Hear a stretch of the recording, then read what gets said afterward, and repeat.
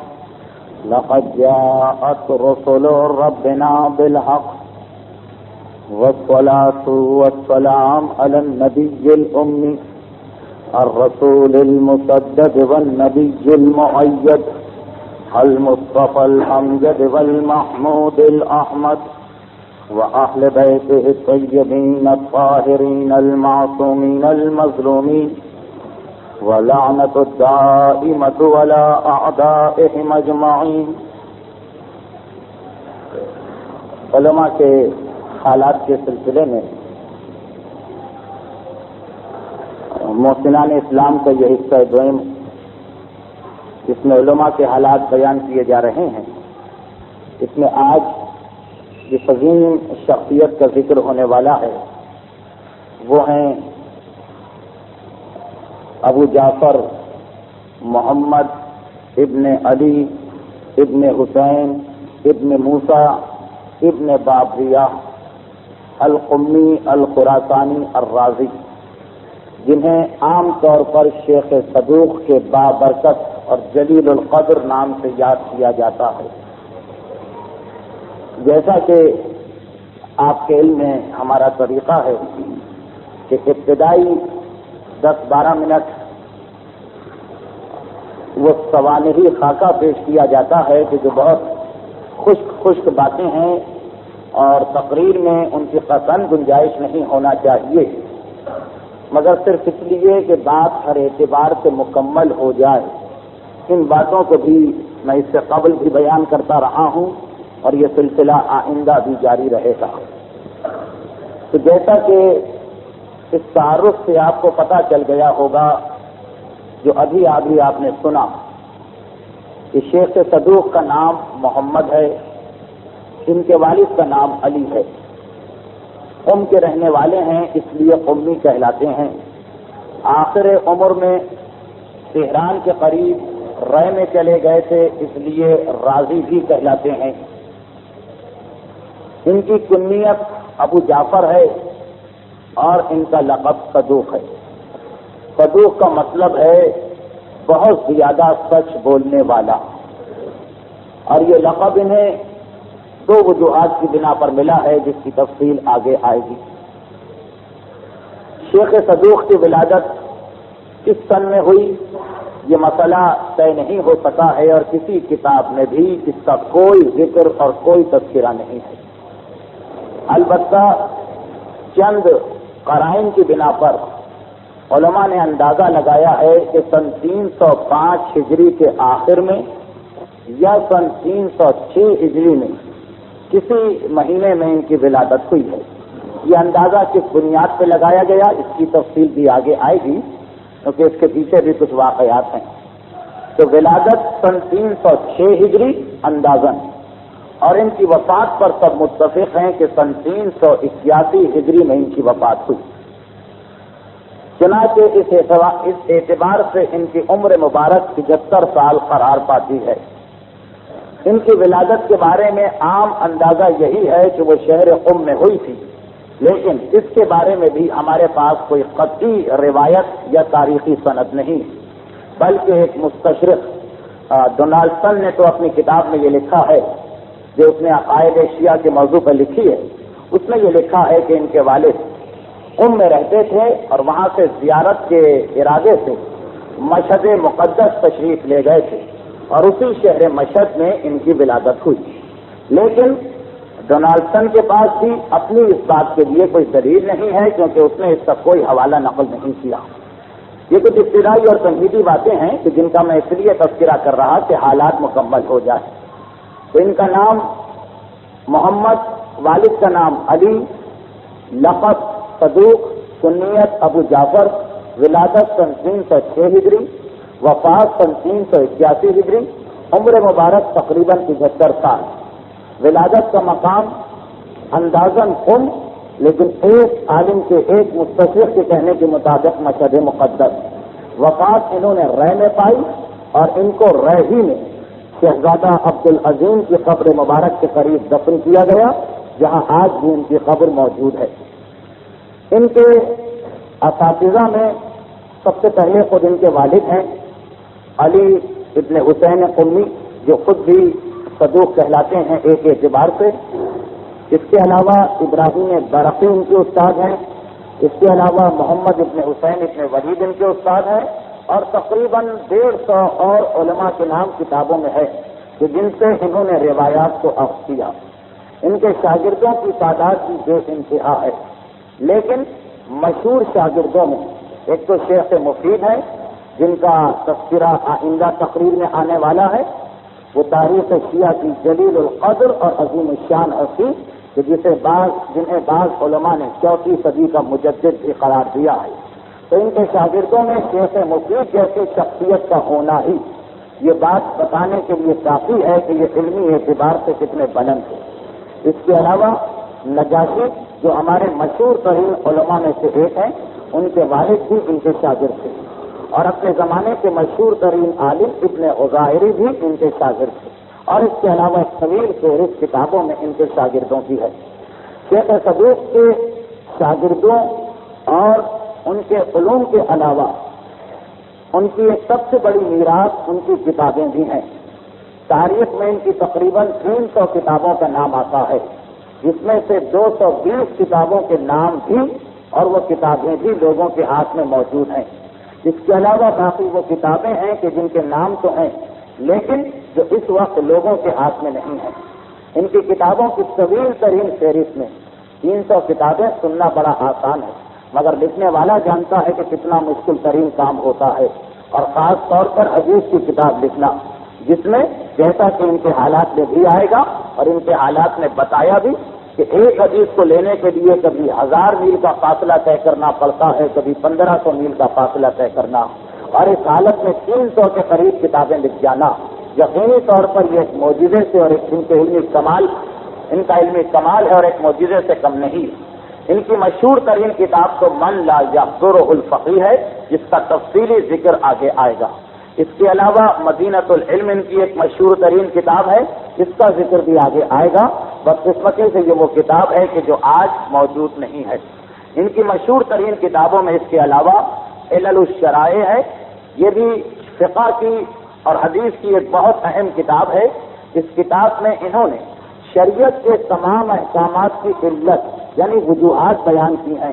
وضو کیوں واجب ہے، وضو میں طہارت ہونا کیوں واجب ہے، نماز میں رکوع کیوں واجب ہے، نماز میں سجدہ کیوں واجب ہے، حج میں طواف کیوں کیا جاتا ہے، طواف ہے تو 60 مرتبہ کیوں ہے، کم یا زیادہ کیوں نہیں ہے، شیطان کو کنکر کیوں مارے جاتے ہیں، نکاح میں صیغہ کیوں پڑھا جاتا ہے، پیغام لڑکے والے کیوں دیتے ہیں، لڑکی والے کیوں نہیں دیتے. غرض یہ کہ شریعت کے جتنے احکامات ہیں ان سب کی علت، ان سب کی وجوہات معصوم کی حدیث کے حوالے سے بیان کی ہے. یہ کتاب بھی بہت قیمتی کتاب ہے علل الشرائع، اور اس کا اردو ترجمہ ہونے کے بارے میں سنا تھا لیکن کافی عرصے سے کوئی خبر نہیں آئی. اس کے علاوہ ان کی مشہور ترین کتابوں میں کتاب الاعتقادیہ ہے، یعنی ہمارے شیعوں کے اعتقاد کیا ہیں. اگر کوئی پوچھے کہ آپ کے مذہب میں کون کون سی چیزوں پر اعتقاد رکھنا ضروری ہے اور کس انداز سے ضروری ہے، تو اس موضوع پر ان کی ایک مختصر سی کتاب ہے کتاب الاعتقادیہ. اور یہ کتاب انتہائی مختصر ہے لیکن انتہائی جامع، اور ہر مومن کو کم از کم ایک مرتبہ اس کتاب کو ضرور پڑھنا اور اپنے بچوں کو پڑھانا چاہیے، تاکہ معلوم تو ہو جائے کہ ہم اپنے آپ کو آل محمد کا شیعہ کہتے ہیں تو ہمارے اعتقاد کیا ہے، اور کسی مقام پر کسی قسم کی غلط فہمیت کچھ ماننے والوں کے دل میں نہ ہو. یہ وہی کتاب اعتقادیہ ہے. میرے کچھ نوجوان ساتھی ہیں اس لیے میں پھر حوالہ دے دوں کہ یہ وہی کتاب اعتقادیہ ہے کہ جس کو مہینے میں ایک مرتبہ جس کا درس ہمارے ہفتے وار درس میں ہوتا ہے کہ جو محمدی ویلفیئر میں جاری ہے. یہی کتاب اعتقادیہ جس میں تفصیل کے ساتھ انہوں نے ایک ایک اعتقاد کو بیان کیا ہے، لیکن تفصیل کے باوجود بہت مختصر کتاب ہے، 100-125 صفحے کی. ان کی اور مشہور اور اہم کتابوں میں ثواب الاعمال، عقاب الاعمال، صفات الشیعہ، فضل الشیعہ، معانی الاخبار، اخبار عیون الرضا اور بے شمار کتابیں ہیں. تقریر کے دوران وقتاً فوقتاً ان کتابوں کا ذکر ہوتا رہے گا. تو بہرحال اس ابتدائی خاکے کے بعد اب آئیے شیخ صدوق کے کارنامے، ان کے تفصیلی حالات اور ان کی عظمت اور جلالت کا اندازہ کریں. شیخ صدوق کے بارے میں تفصیل میں جانا اس لیے بھی ضروری ہے کہ ہمارے مذہب کی جو 4 بنیادی اور ابتدائی کتابیں ہیں جن پر میں نے تفصیل سے گزشتہ میں روشنی ڈالی تھی، کتب اربعہ، 4 کتابیں، جس میں کتاب کافی ہے، من لا یحضرہ الفقیہ ہے، کتاب تہذیب الاحکام ہے، اور الاستفسار فیما اختلف من الاخبار، یہ 4 کتابیں ہیں۔ ان 4 کتابوں میں سے دوسری کتاب جو ہے وہ شیخ صدوق کی ہے، من لا یحضرہ الفقیہ، یہ دوسری کتاب ان 4 کتابوں میں سے شیخ صدوق کی ہے۔ اور یہ وہ کتاب ہے شیخ صدوق کی کتاب کہ جس کی اہمیت اور عظمت کو علماء نے عجیب انداز سے بیان کیا ہے۔ انشاءاللہ آگے چل کر میں اس کی تفصیل بیان کروں گا۔ تو شیخ صدوق کی عظمت اور اہمیت اس اعتبار سے بھی ہے کہ ابتدائی دور میں معصومین کے فوراً بعد جن علماء نے معصومین کی روایات کو ہم تک پہنچایا، اس میں دوسری کڑی شیخ صدوق کی ذات ہے، یعقوب کلینی کے بعد۔ چنانچہ اگر صحیح معنوں میں شیخ صدوق کے بارے میں انسان آگاہ اور واقف نہ ہو تو اپنے مذہب کی اس بنیاد کو نہیں سمجھ سکتا ہے۔ اب آئیے شیخ صدوق کے حالات کا تذکرہ کیا جائے۔ شیخ صدوق کا تعلق قم سے تھا، اور قم وہ شہر ہے جو ہمیشہ سے آل محمد کے ماننے والوں کا مرکز رہا ہے۔ خود ہمارے چھٹے امام کی حدیث بھی اہل قم کے بارے میں موجود ہے کہ ہم اہل رکوع و سجود و قیام و قعود، یہ قم والے وہ ہیں کہ جو رکوع اور سجدہ کرنے والے ہیں، یہ وہ ہیں کہ جو قیام و قعود کرنے والے ہیں۔ ہم العلماء الامناء الفقہاء الفہماء، یہ قم والے عالم بھی ہیں، اللہ کے امانت دار بھی ہیں، فقیہ بھی ہیں، اور صاحب فہم بھی ہیں۔ امام کی اس حدیث سے پتہ چلا کہ خود امام کے زمانے میں ایک بڑا مرکز بن چکا تھا ان علماء کا کہ جو آل محمد کے دین کی خدمت کر رہے تھے۔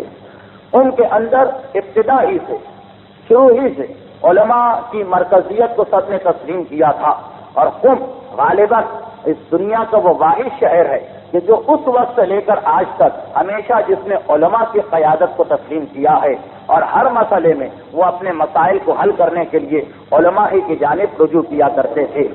ایک بات ضمنی طور پر آ گئی تو میں بتا دوں کہ قم والے، کیونکہ قم والوں کے مذہب کی بنیاد ہمیشہ سے علماء تھے، یعنی کسی بھی حاکم کے، کسی بھی خلیفہ کے، کسی بھی بادشاہ کے دور میں انہوں نے سوائے علماء کے اور کسی کی قیادت کو تسلیم نہیں کیا، اس لیے ان کے جو عقائد تھے وہ بالکل محفوظ اور صحیح عقیدے تھے، بالکل ابتدا سے۔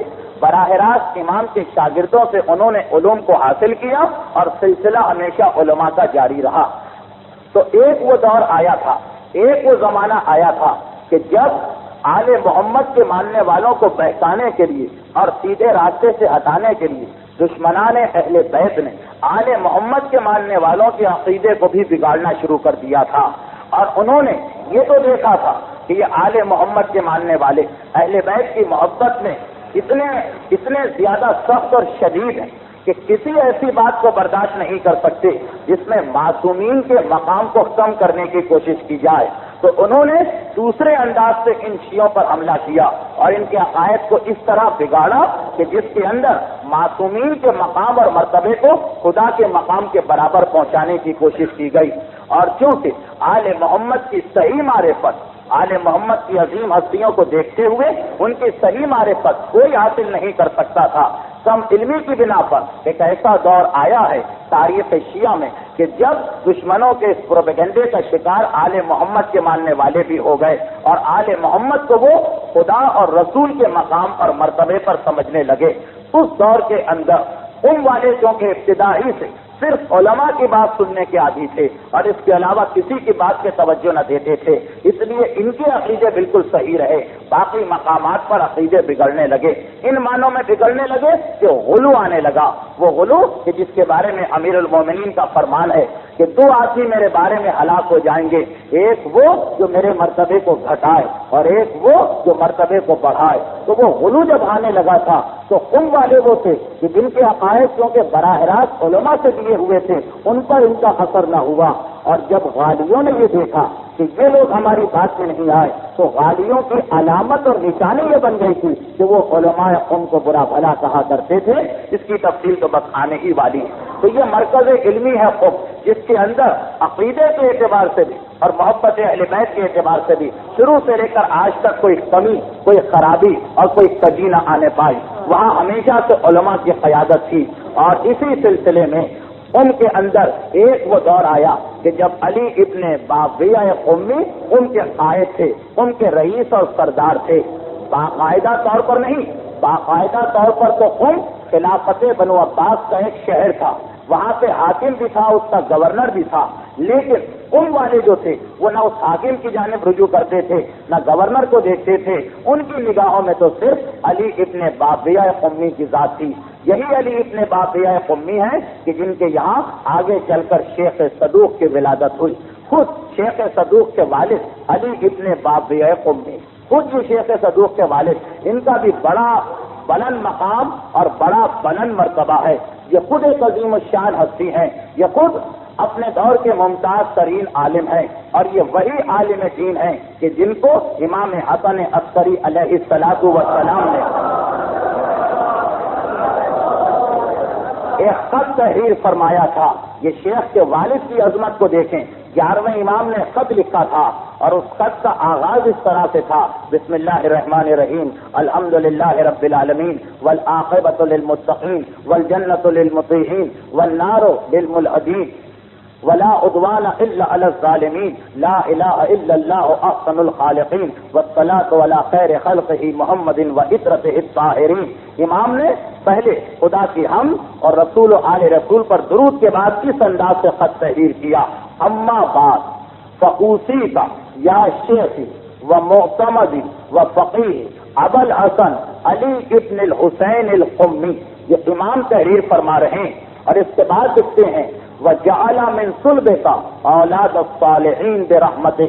کیا لکھتے ہیں کہ اے میرے یا شیخ، اے میرے شیخ، و معتمدی، اے میرے معتمد، معتمد جس پر کسی کو پورا بھروسہ ہو، یا شیخی، اے میرے شیخ، و معتمدی، اور اے میرے معتمد، و فقیہی، اور اے میرے فقیہ اور مجتہد۔ امام لکھ رہے ہیں فقیہی، امام کہہ رہے ہیں فقیہ، پھر لکھتے ہیں امام یہ لکھنے کے بعد کہ یا شیخی و معتمدی و فقیہی ابو الحسن علی ابن باقیہ قمی، پھر امام دعا دیتے ہیں کہ اللہ تمہاری اولاد میں سے صالحین کو قرار دے کہ رحمت ہی اپنی رحمت سے، اسی کا میں تمہیں وصیت کرتا ہوں۔ اور پھر امام نے طویل نصیحت نامہ لکھوایا: بے اقامت الصلاۃ و ایتاء الزکات، میں تمہیں وصیت کرتا ہوں نماز قائم کرو، زکات کو ادا کرو، وصلۃ الرحم، رشتہ داروں کا حق ادا کرو۔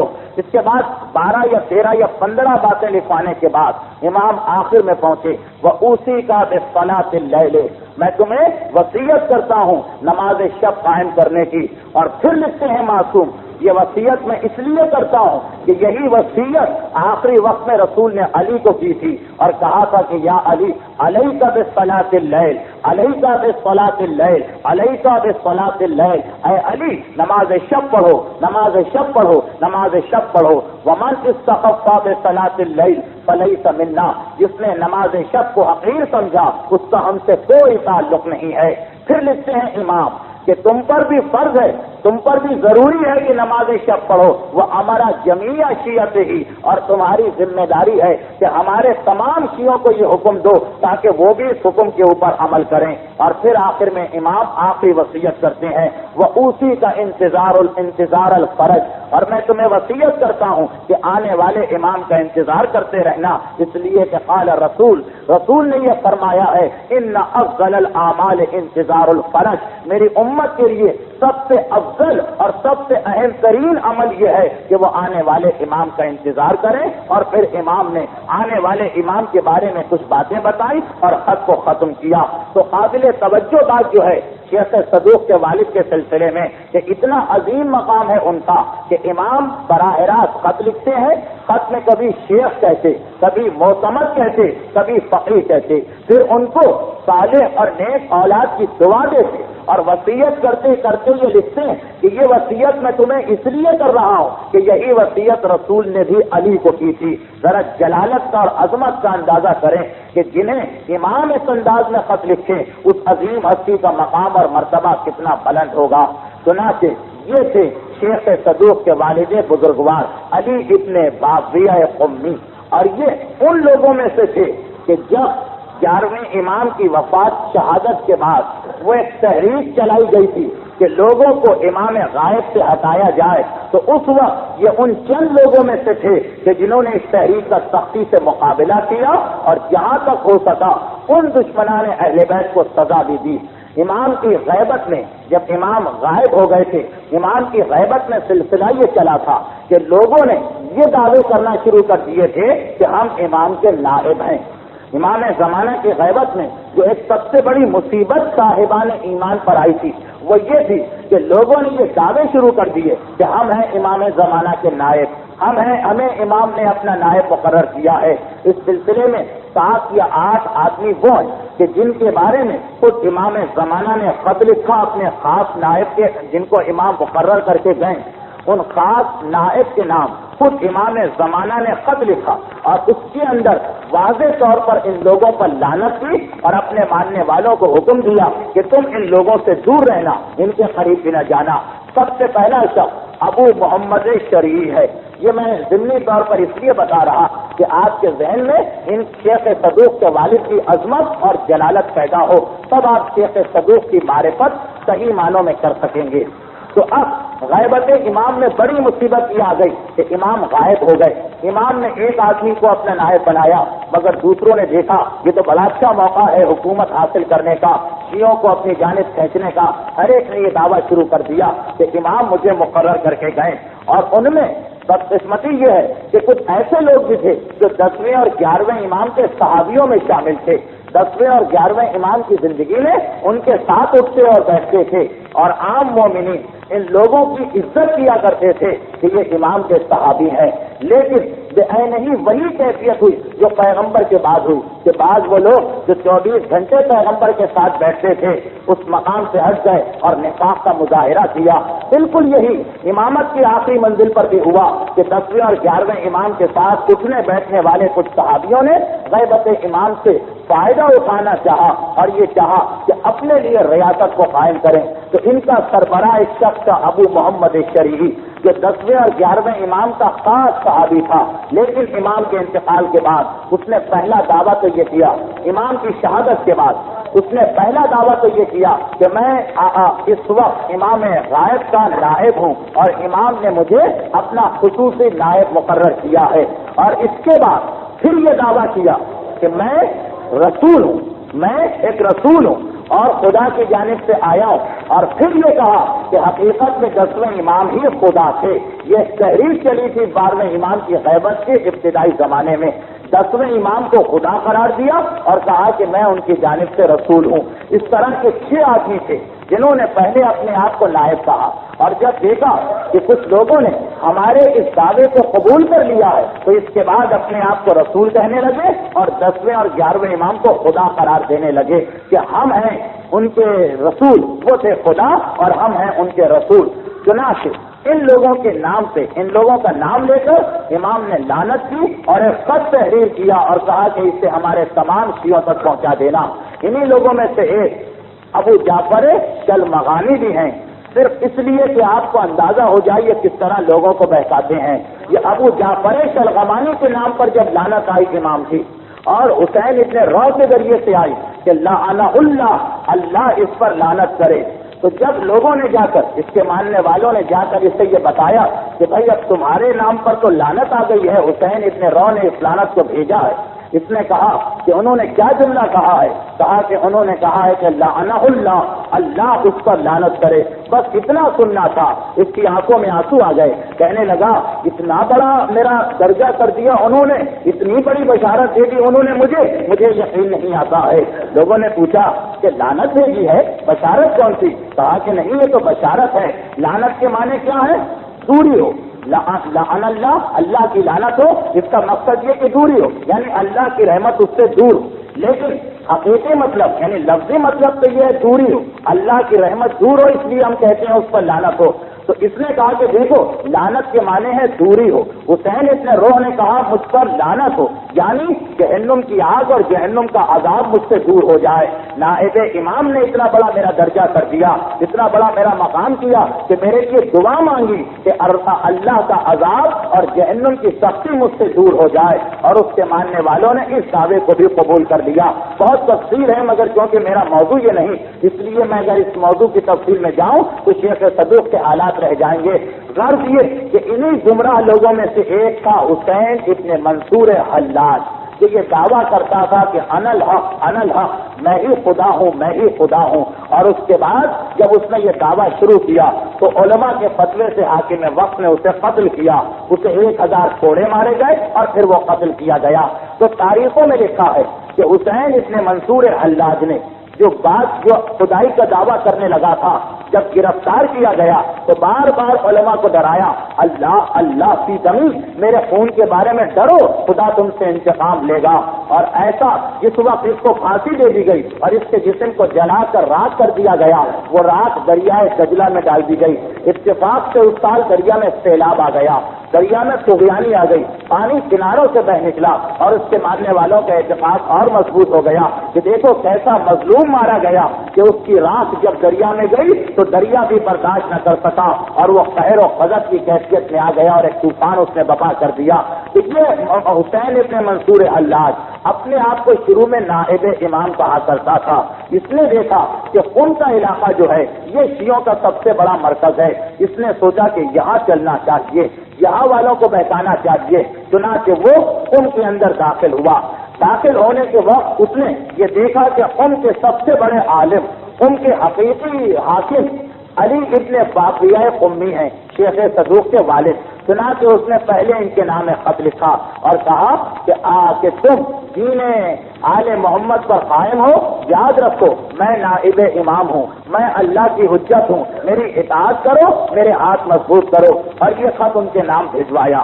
جب ان کو یہ خط ملا، کیونکہ اس نے جس وقت نائب امام ہونے کا دعویٰ کیا تھا تو اس وقت تمام علماء شیعہ کے نام خط بھجوائے تھے کہ اگر ایک عالم ٹوٹ کر آ گیا تو درحقیقت پوری قوم یا پورے شہر والے میرے ساتھ مل جائیں گے.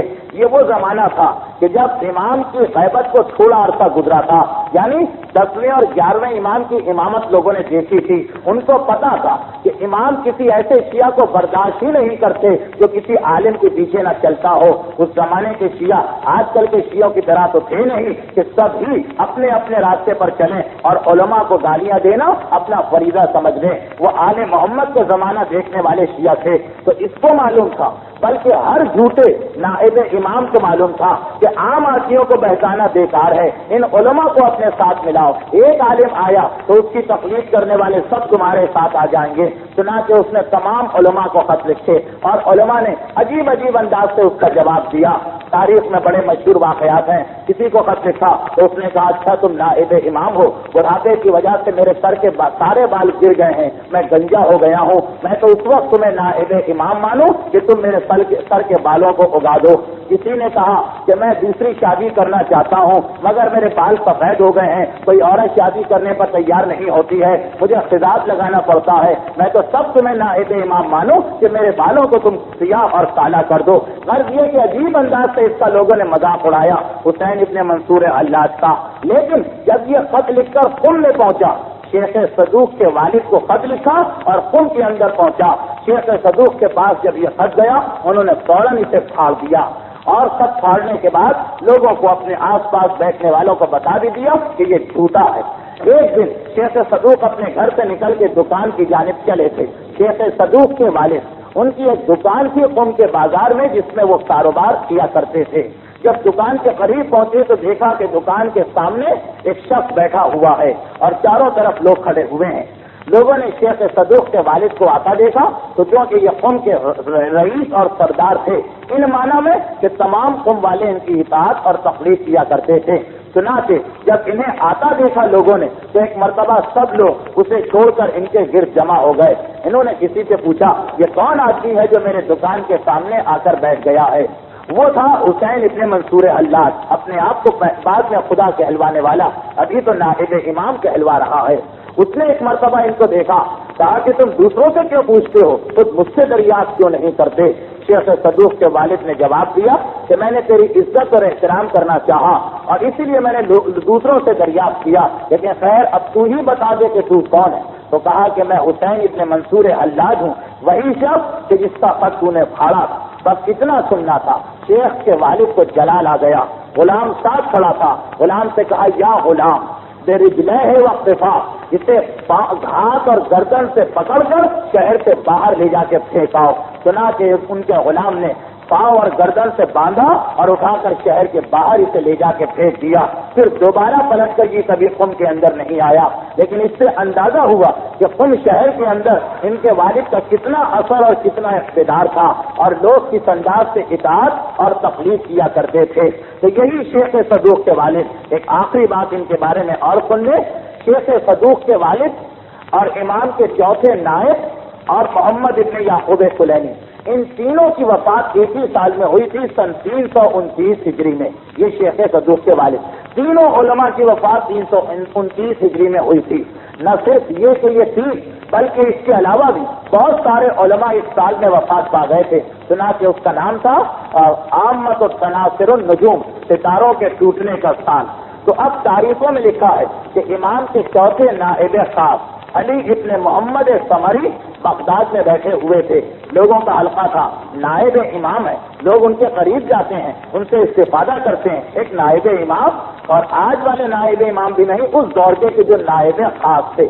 ایک مرتبہ بے اختیار ان کی زبان سے نکلا کہ خدا رحم کرے، یرحم اللہ، خدا رحم کرے علی ابن الحسین باقیہ قمی پر۔ جب انہوں نے یہ فقرہ ادا کیا تو ایک مرتبہ چونک کے لوگوں نے پوچھا کہ آپ نے یہ فقرہ کیسے کہا، وہ تو ابھی زندہ ہے۔ رحمت اللہ یا یرحمو یا رحم اللہ، یہ وہ فقرے ہیں جو کسی مرنے والے کے مرنے کے بعد کہے جاتے ہیں۔ لوگوں نے ایک دم چونک کے پوچھا کہ وہ تو ابھی زندہ اور حیات ہیں، آپ نے ان کے بارے میں یہ فقرہ کیسے استعمال کیا؟ کہا کہ نہیں، ابھی ابھی ان کا انتقال ہو گیا ہے، اسی وقت انہوں نے وفات پائی ہے۔ لوگوں نے انتہائی تعجب کے ساتھ اس بات کو سنا اور اس تاریخ کو لکھ دیا گیا۔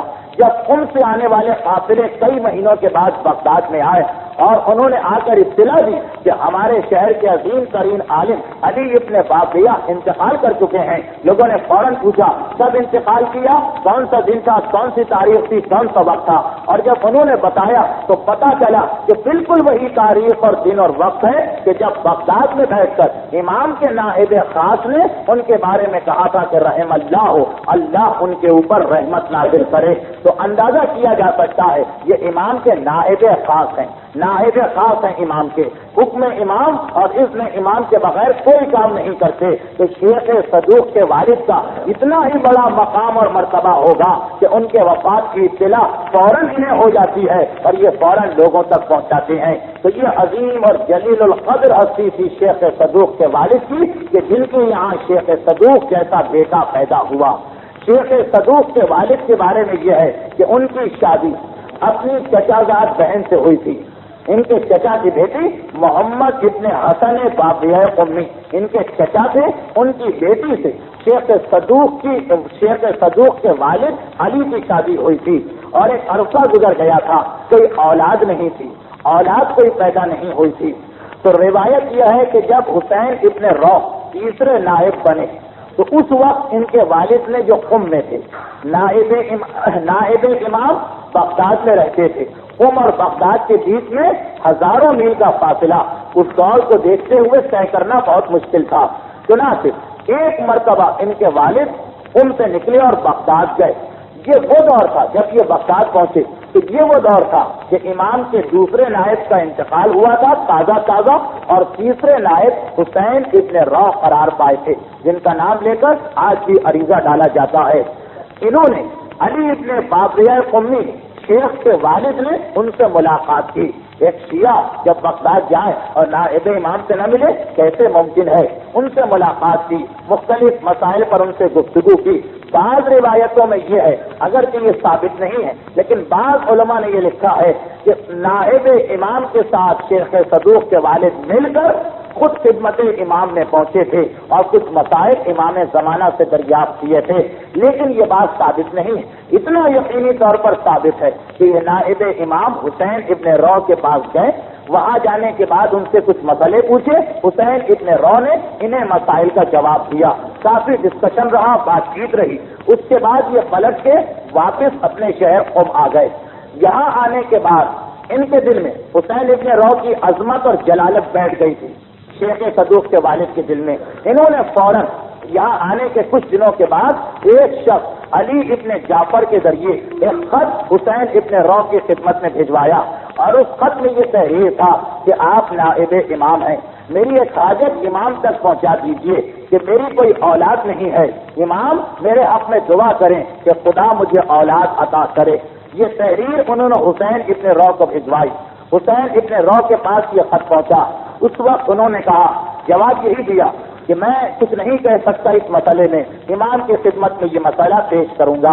اور 3 دن کے بعد امام کی جانب سے جواب آیا شیخ صدوق کے والد کے نام۔ 3 دن کے بعد یہ جواب آیا، جسے لے کر فوراً یہ شخص واپس قم آئے، اور اس جواب کے جملے روایتوں میں مختلف ہیں، لیکن ایسا لگ رہا ہے کہ یہ پوری روایت ایک ہی تھی جسے مختلف علماء نے ٹکڑے ٹکڑے کر دیے، جس کے اندر امام نے یہ تحریر فرمایا کہ لا ترزقوا من ھذا، اس عورت، اس بیوی سے تمہیں کوئی اولاد نہیں ہوگی، یہ تو تمہاری چچا زاد بہن ہے، اس سے تمہیں کوئی اولاد نہیں ہوگی۔ وَسَتَمْلِكُ جَارِيَةً دَيْلَمِيَّةً، عنقریب تمہیں ایک دیلمی کنیز ملے گی۔ دیلم ایک علاقہ عراق کا، اس علاقے سے تعلق رکھنے والی ایک کنیز کے عنقریب تم مالک بنو گے۔ وَتَرْزُقُ مِنْهَا وَلَدَيْنِ فَقِيهَيْنِ ذَكَرَيْنِ خَيْرَيْنِ يَنْفَعُهُ اللَّهُ، کہ عنقریب تمہارے اس کنیز سے، دیلمی کنیز سے 2 بیٹے پیدا ہوں گے، ولدین 2 بیٹے پیدا ہوں گے، ذکرین یہ دونوں لڑکے ہوں گے، خیرین دونوں خیر اور برکت کا سبب بنیں گے، فقیہین دونوں مجتہد ہوں گے، دونوں فقیہ ہوں گے، ینفعہ اللہ، اللہ ان کے ذریعے زمانے والوں کو نفع اور فائدہ پہنچائے گا، ان کے ذریعے خدا زمانے والوں تک بھلائی کو پہنچائے گا۔ فَسَمَّ أَحَدُهُمَا مُحَمَّد وَآخِرُهُمَا حُسَینَ، اور تم ان میں سے ایک کا نام محمد رکھنا اور ایک کا نام حسین رکھنا۔ یہ امام زمانہ نے جملہ لکھا، اور آخر میں یہ تھا وَدَعَوْنَ اللَّهَ، ہم نے تمہارے لیے خدا سے دعا کی ہے، وَقَبَّلَ اللَّهُ لَكَ، اور خدا نے اس دعا کو تمہارے حق میں قبول بھی کر لیا ہے۔ یہ تحریر آئی شیخ صدوق کے والد کے نام۔ اب اندازہ کر سکتے ہیں کہ شیخ صدوق کے والد کو کتنی خوشی ہوئی ہوگی، امام نے میرے لیے دعا کی اور امام کی دعا قبول ہو گئی، اور 2 بیٹے ملے، اور بیٹے بھی ایسے کہ جن کے بارے میں ابھی سے پتا چل گیا مجتہد بھی ہیں، فقیر بھی ہیں، خیر و برکت والے بھی ہیں، دنیا کو فائدہ اور نفع بھی پہنچائیں گے۔ اور اس کے بعد پھر شیخ صدوق کی ولادت ہوئی۔ جیسا کہ میں نے بتایا ابتدائے تقریر میں کہ شیخ کی تاریخ ولادت یا سن ولادت کہ کس سن میں پیدا ہوئے، کس تاریخ میں پیدا ہوئے، کسی کتاب میں نہیں ملتا، لیکن علماء نے اس طرح اندازہ لگایا ہے کہ 305 ہجری میں دوسرے نائب کا انتقال ہوا، حسین ابن رو تیسرے نائب بنے۔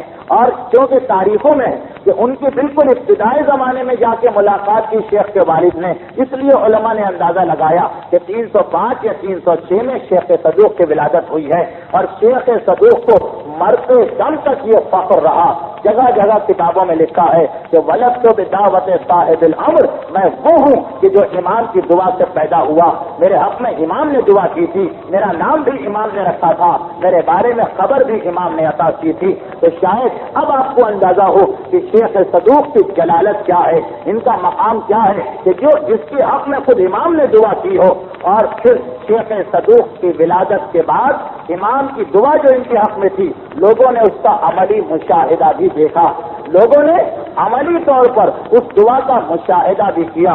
2 بیٹے پیدا ہو گئے، ان کے والد کے یہاں 2 بیٹے پیدا ہوئے، ایک کا نام انہوں نے امام کے بتائے ہوئے حکم کے مطابق محمد رکھا جو شیخ صدوق تھے، اور ایک ان کے چھوٹے بھائی تھے جن کا نام حسین رکھا، اور اس کے علاوہ ان کے ایک اور بھائی بھی پیدا ہوئے جن کا نام حسن تھا۔ یہ 3 بھائی ہیں، ان میں سے وہ 2 بھائی جو دعائے امام کے نتیجے میں پیدا ہوئے وہ تو مجتہد بھی بنے اور بڑے عظیم فقیہ بھی قرار پائے، لیکن تیسرے بھائی وہ عابد اور زاہد بے انتہا تھے، یہاں تک کہ اپنی عبادت کی وجہ سے لوگوں سے ملاقات بھی نہیں کیا کرتے تھے، مگر فقہ میں یا علوم میں ان کا اتنا بڑا مقام نہیں. اب شیخ صدوق ابتدائی زمانے میں شیخ صدوق اور ان کے چھوٹے بھائی جب یہ دونوں علم حاصل کرتے تھے تو ان کی ذہانت کو اور ان کے حافظے کو جو چیز ایک مرتبہ دیکھ لی، جیسے پتھر پہ کسی نے لکیر ڈال دی، تمام زندگی اس کو بھولتے ہی نہیں تھے. ایسا زبردست اور قوی ان کا حافظہ تھا اور ایسی ان کی ذہانت تھی ان کی اور ان کے چھوٹے بھائی کی کہ قوم والے ایک دیکھ کے حیران ہوتے تھے اور کہا کرتے تھے کہ بھلا کیوں نہ ہو جو امام کی دعا سے پیدا ہوا ہو اس کی ذہانت اور اس کا حافظہ ایسا ہی ہونا چاہیے. اور تاریخوں میں بھی لکھا ہے کہ جب یہ کسی نئے استاد کے پاس جاتے تھے جو انہیں نہیں پہچانتا تھا، یہ اس کے پاس پڑھنا شروع کرتے تھے. دوران تعلیم وہ استاد جس نے ساری زندگی لوگوں کو پڑھایا ہے مگر ایسا ذہین شاگرد اس کو نہیں ملتا تھا تو وہ حیران ہو جاتا تھا.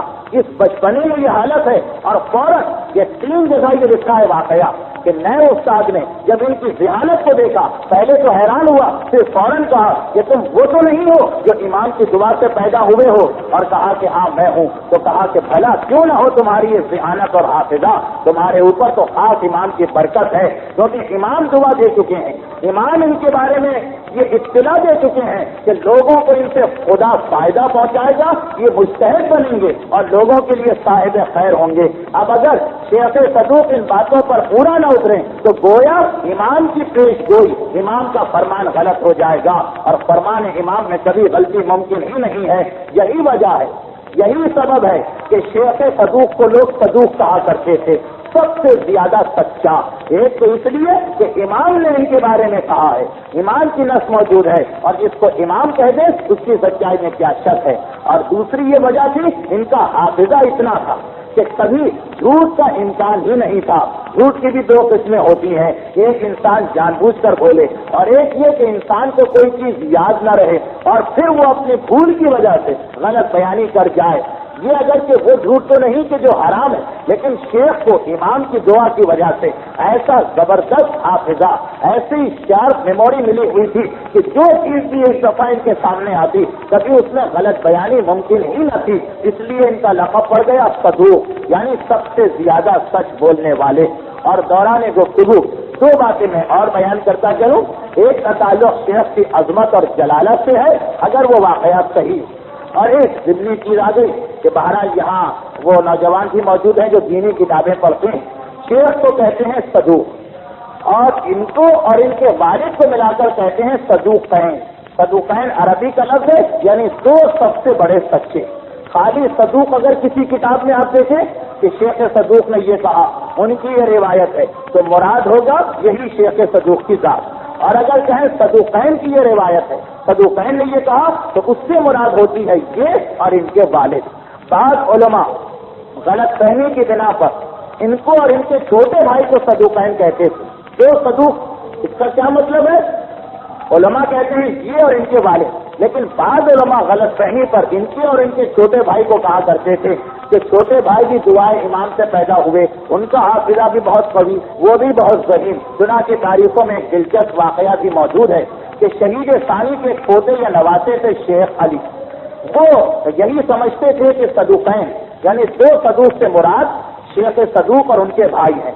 ایک رات کو انہوں نے خواب میں اپنے دادا یا نانا شہید ثانی کو دیکھا اور انہوں نے آ کر کہا کہ میرے بیٹے تم غلطی پر ہو، صدوقین سے مراد صدوق اور ان کے بھائی نہیں ہیں بلکہ اس سے مراد صدوق اور ان کے والد ہیں. چنانچہ پھر تو علماء کے درمیان یہ ثابت ہو گیا کہ شیخ صدوق کی جلالت کے بارے میں جہاں ایک طرف یہ بات کافی کہ امام نے دعا بھی دی اور امام نے ان کی صفتیں بھی بتائی، وہاں دوسری جانب ایک اور بہت اہم واقعہ ہماری کتابوں میں ملتا ہے. شیخ بہائی تحریر فرماتے ہیں، شیخ بہائی جو خود اتنی عظیم الشان ہستی ہیں کہ جنہیں جیسا کہ میں نے گزشتہ تقریر میں عرض کیا کہ 10ویں صدی کا مجدد مانا گیا ہے، اور جن کے بارے میں انشاءاللہ ارادہ ہے کہ اسی سلسلہ تقریر میں تقریر آئے گی تو تفصیل وہاں بتاؤں گا. وہ شیخ بہائی تحریر فرماتے ہیں کہ ایک مرتبہ لوگوں نے مجھ سے پوچھا تھا کہ آپ کے خیال میں زکریا ابن آدم زیادہ عظیم ہے یا شیخ صدوق؟ زکریا ابن آدم کون ہے جن کے بارے میں سوال کیا جا رہا؟ شیخ صدوق کے بارے میں علماء کا ایک فقرہ میں سنا دوں.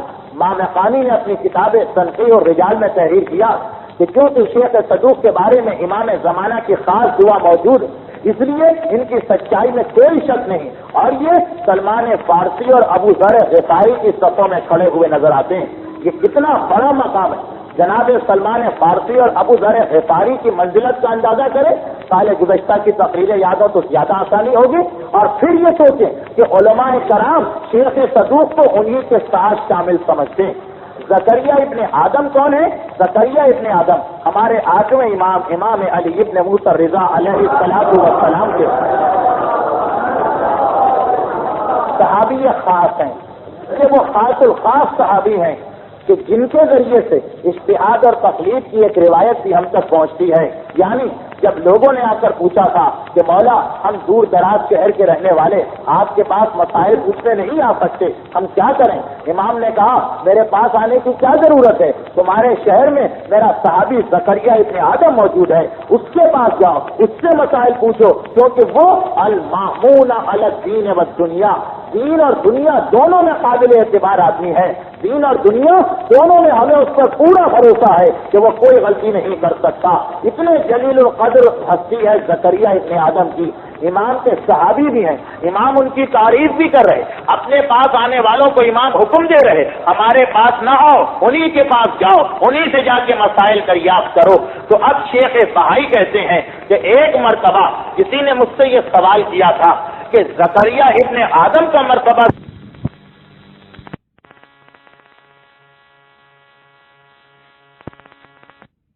زکریا ابن آدم کا مرتبہ زیادہ ہے، کیونکہ ان کے بارے میں امام کی روایتیں ملتی ہیں کہ امام نے ان کی تعریف کی، ان کے بارے میں خود امام کے ارشادات ملتے ہیں کہ امام نے ان کی تعریف کی۔ پھر شیخ بہائی لکھتے ہیں کہ ایک رات کو خواب میں فرآئی تو میں نے خواب میں شیخ کو دیکھا، عتابًا علیہ، وہ مجھ سے ناراض ہو رہے تھے، وہ مجھ پر غضبناک ہو رہے تھے، اور ایک مجھ سے کہہ رہے تھے کہ اے بہائی تم نے جب کسی نے سوال کیا تھا تم سے تو تم نے میرا نام کیوں فراموش کر دیا اور زکریا ابن آدم کی تعریف کیوں کی، زکریا ابن آدم کا تذکرہ کیوں کیا؟ کیا تمہیں نہیں پتا کہ ہم اور وہ دونوں ہر اعتبار سے برابر ہیں؟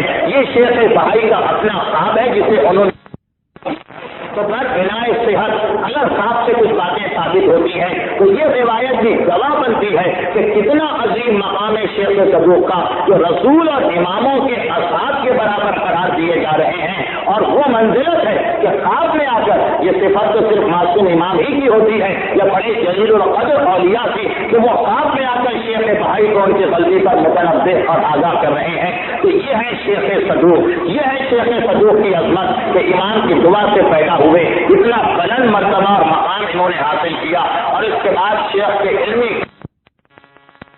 ہو جاتا ہے۔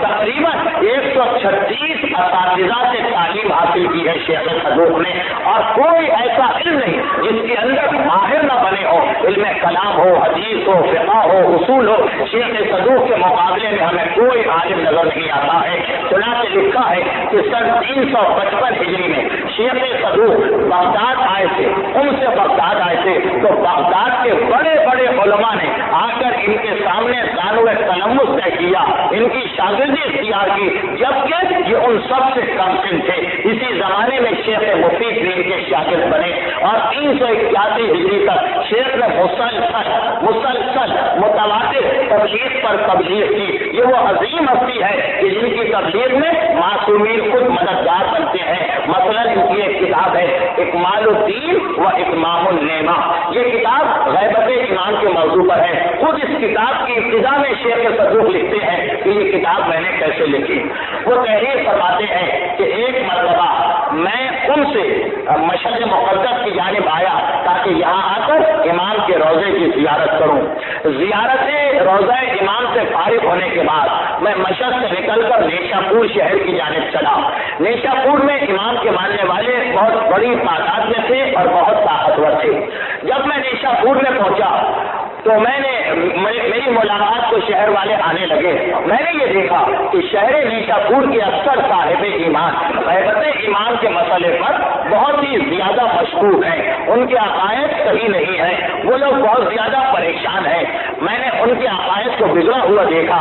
ایک مرتبہ میں نے ارادہ کیا کہ اس وقت تک اسی شہر میں رہوں گا جب تک کہ ان مسائل پر امام اور رسول کی اور قرآن کی آیتوں کی مدد سے صاحبان ایمان کی عقیدے چنانچہ میں نیشاپور میں رہنے لگا اور وہاں کے تمام صاحبان ایمان کو جب میں نے قرآن کی آیتیں، رسول اور معصومین کے اقوال اور احادیث ان کے سامنے پیش کیے تو رفتہ رفتہ ان ارشادات کو دیکھ کر ان کے عقائد صحیح ہو گئے اور وہ سب کے سب ایمان کی غیبت کے قائل ہو گئے. میں اس شہر نیشاپور سے رخصت ہو کر قم آیا.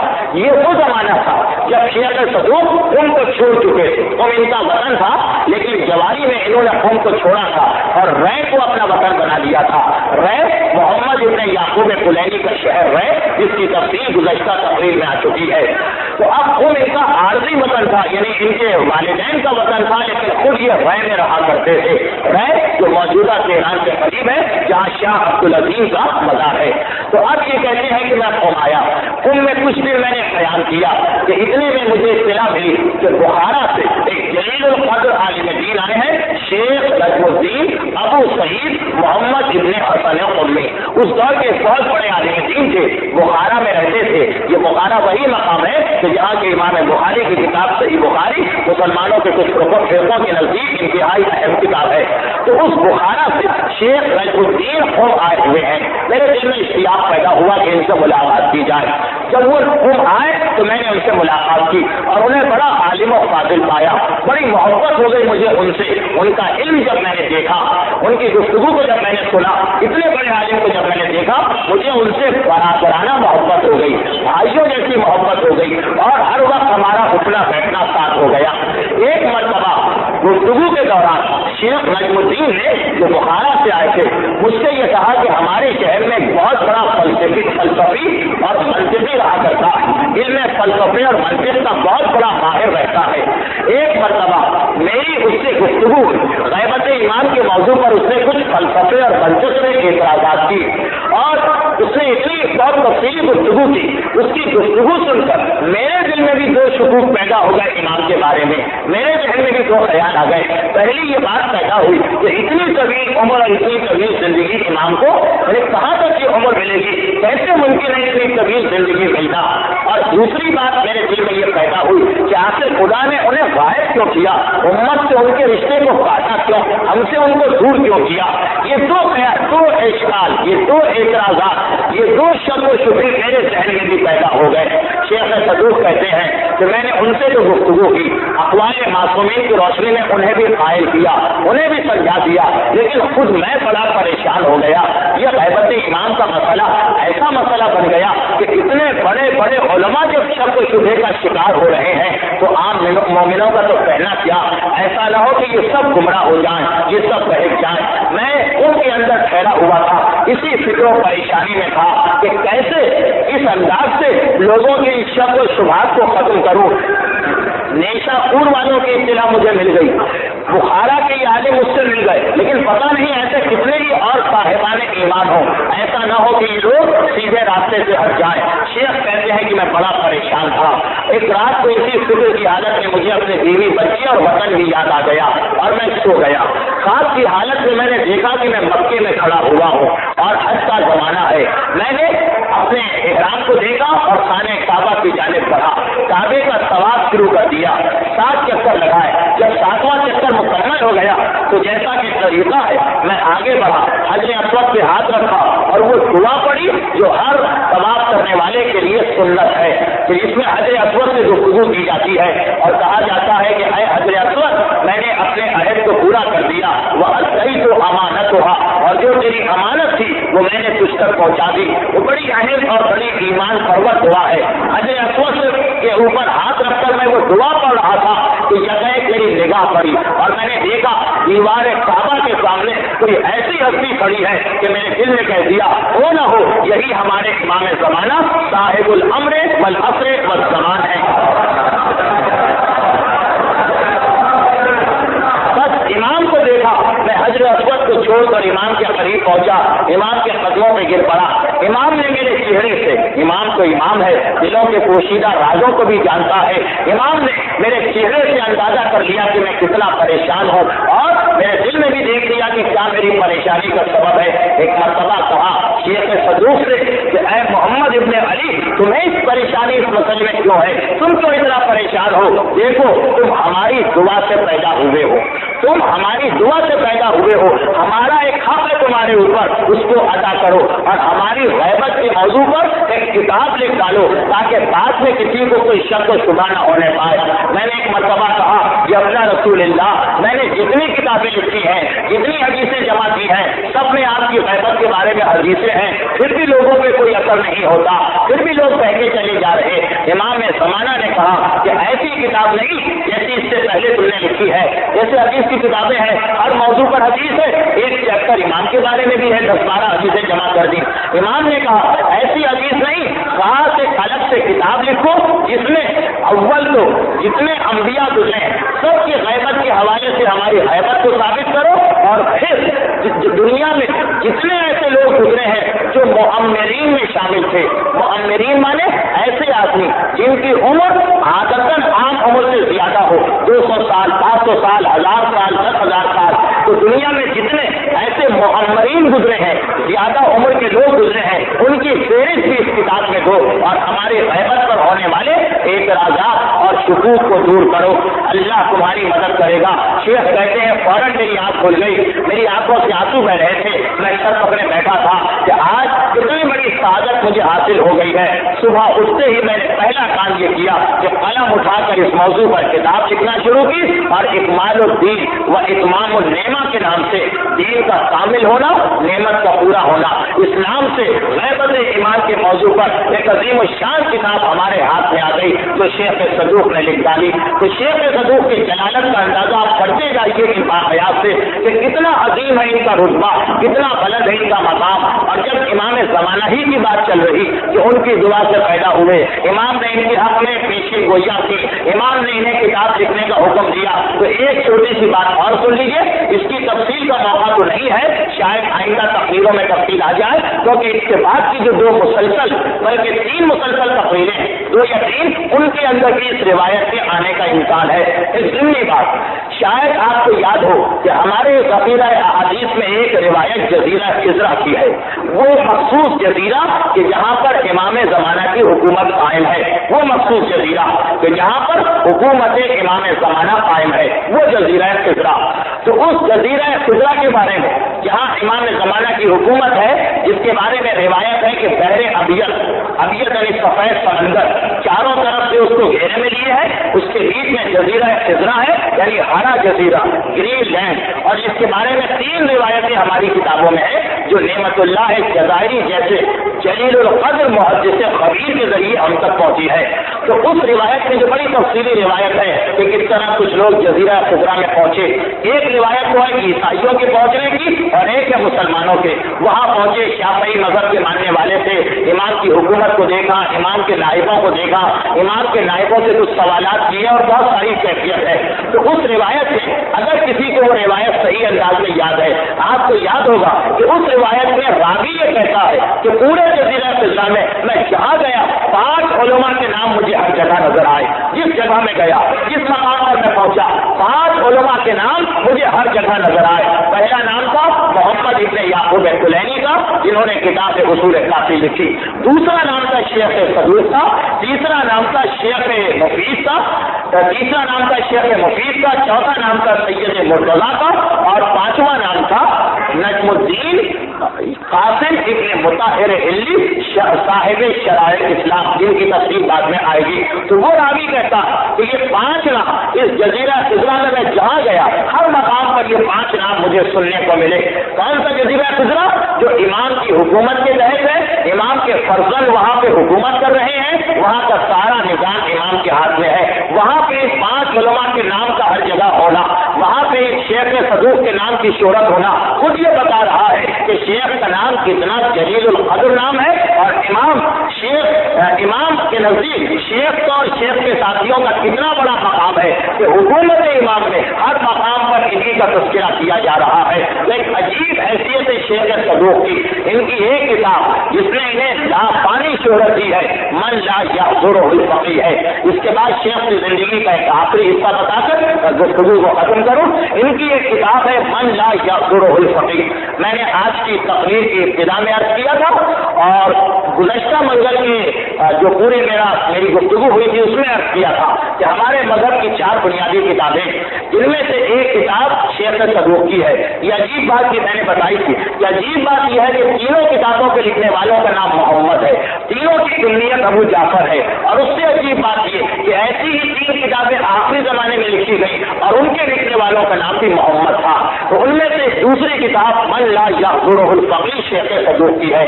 اس کتاب میں ایک ضمنی بات میرا ذہن فیصلہ نہیں کر پا رہا کہ اسے بتاؤں یا نہ بتاؤں، بہرحال جب ذہن نے فیصلہ کر لیا تو میں اس بات کو بتا دوں گا۔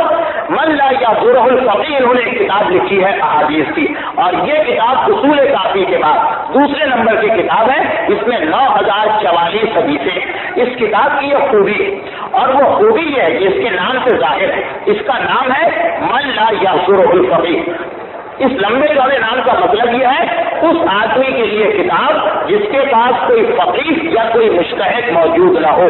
تو یہ کتاب لکھی ہی اس انداز سے گئی کہ شیخ نے صرف وہی حدیثیں اس میں لی جو ان کے خیال میں بالکل صحیح تھی، اور جس طرح آپ مسائل کی کتاب پڑھتے ہیں، مثلا توضیح المسائل وغیرہ، اس میں مسائل ہوتے ہیں، شیخ نے انہی مسائل کو لکھا ہے مگر حدیث کے انداز میں۔ جیسے آپ توضیح میں پڑھتے ہیں کہ وضو میں 5 چیزیں واجب، شیخ نے اس کتاب کو مسائل کی کتاب کے طریقے لکھا، مگر یہاں پر مسئلہ نہیں لکھا۔ امام کی حدیث لکھی کہ چھٹے امام نے کہا وضو میں 6 چیزیں یا 5 چیزیں واجب، تو پوری کتاب لکھی گئی ایسے آدمی کے لیے جس کے پاس کوئی مجتہد نہ ہو قریب میں جس سے مسئلہ پوچھے۔ تو شیخ نے یہ کتاب اس کو لکھ کر دے دی کہ تم اس میں پڑھ لو ساری حدیثیں، مگر ساری حدیثیں مسائل کے اوپر ہیں، اور اس میں کوئی بھی 2 حدیثیں ایسی نہیں جو ایک دوسرے سے ٹکراتی ہو، اس لیے کہ مسائل میں تو ایک ہی حدیث شیخ کو لکھنا تھا۔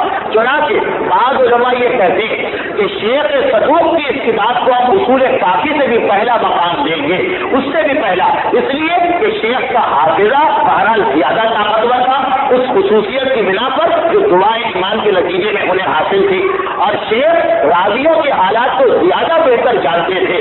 محمد ابن یعقوب کلینی نے حدیثیں جمع کی، لیکن شیخ کی خوبی یہ تھی کہ یہ حدیث کے راویوں کے حالات سے بھی واقف تھے، چنانچہ صرف وہی حدیثیں لی ہیں جو ان کے نزدیک بالکل صحیح ہے اور شک و شبہ کی گنجائش نہیں، مگر ساتھ ساتھ وہ اصول پھر ہمارے سامنے آ گیا کہ معصوم کوئی نہیں ہوتا، معصوم کوئی نہیں ہوتا، کتنا ہی بڑا شخص کیوں نہ ہو، کتنا ہی بڑا مجتہد کیوں نہ ہو، کتنا ہی بڑا مرجع کیوں نہ ہو، جس کو امام دعا بھی دے، جس کے لیے امام دعا بھی کرے، مگر پھر بھی وہ معصوم نہیں ہوتا ہے۔ چنانچہ شیخ کی اتنی جلالت کے باوجود علماء نے شیخ کے کچھ مسائل پر اعتراض بھی کیا اور ان کی کچھ غلطیاں بھی نکالی کہ غلط حدیثوں کو صحیح کہہ کر اس کتاب میں جمع کر دیا۔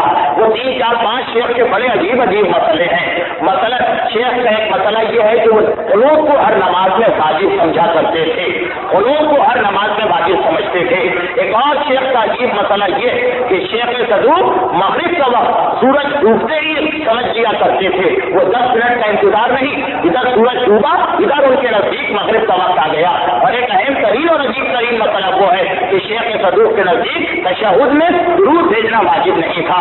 3 4 بڑے اہم مسئلے ہیں، اس میں شیخ نے کچھ ایسی غلطیاں کی ہیں جن سے یہ بات اور واضح ہو گئی کہ کیوں ہم صرف معصوم ہی کی ہدایت پر مصر ہیں، اور کیوں ہم یہ کہتے ہیں کہ معصوم کے علاوہ کوئی ہادی نہیں بن سکتا، ہاں اس کا مقام کتنا ہی بڑا کیوں نہ ہو۔ اب شیخ کی زندگی کا ایک اور اہم ترین حصہ اور آج کی گفتگو ختم، یہ جو آخری بات آ رہی ہے یہ تفصیل کے ساتھ شیخ مفید کی تقریر میں آئے گی۔